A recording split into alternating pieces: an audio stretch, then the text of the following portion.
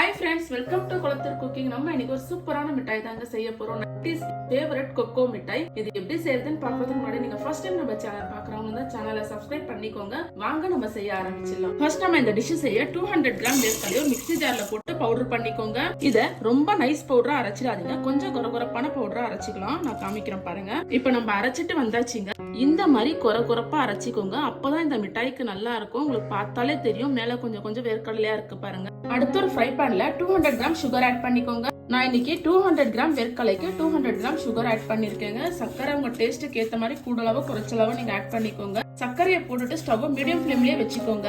இந்த சர்க்கரை கரைஞ்சி நமக்கு கேரமல் ஆகணுங்க. அது வரைக்கும் நம்ம நல்லா கலந்து விட்டுட்டே இருப்போம். இப்போ ஒரு 5 நிமிஷம் ஆயிருக்குங்க. பாருங்க, ஹீட் ஏற ஏற சுகர் நல்லா மெல்ட் ஆயிட்டே வருது பாருங்க. இப்ப பாருங்க, சர்க்கரை நல்லா மெல்ட் ஆயிடுச்சு. கலரும் பாருங்க நல்லா சேஞ்ச் ஆயிடுச்சு.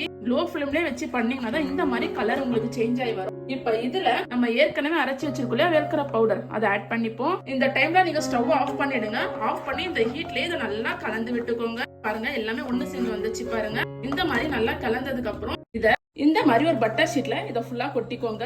இந்த மாதிரி கொட்டினதுக்கு அப்புறம் ஒரு சப்பாத்தி தைக்கிற கட்டைய வச்சு இந்த மாதிரி இதை நல்லா தேய்ச்சிக்கோங்க. உங்களுக்கு எந்த அளவுக்கு மெலிசா வேணுமோ அந்த அளவுக்கு தேய்ச்சிக்கோங்க. ஆனா ரொம்ப மெலிசா போட்டுறாதீங்க. கொக்கோ மிட்டாய் கொஞ்சம் ஒரு அளவுக்கு தடிமனா தான் இருக்கணும். தேய்க்க கொஞ்சம் கஷ்டமா தான் இருக்கும். ஆனா தேய்ச்சிக்கோங்க. சூடா இருக்கும் போதே இதை பண்ணிடுங்க, இல்லைன்னா ஆறிச்சுன்னா கட்டி ஆயிடும். இந்த மாதிரி நல்லா தேய்ச்சதுக்கு அப்புறம் இப்ப இத இந்த மாதிரி உங்களுக்கு எந்த ஷேப்ல வேணுமோ பீசஸ் போட்டுக்கோங்க. இப்பயே போட்டுருங்க, ஆறிச்சுன்னா கட்டி ஆயிடும். நம்மளால பீசஸ் போட முடியாது. நான் கொக்கோ மிட்டாய் கடையில விற்கும் இல்லையா, அதே ஷேப்ல தாங்க இப்ப கட் பண்றேன். நடுவுல ஸ்கொயர் போட்டுக்கோங்க.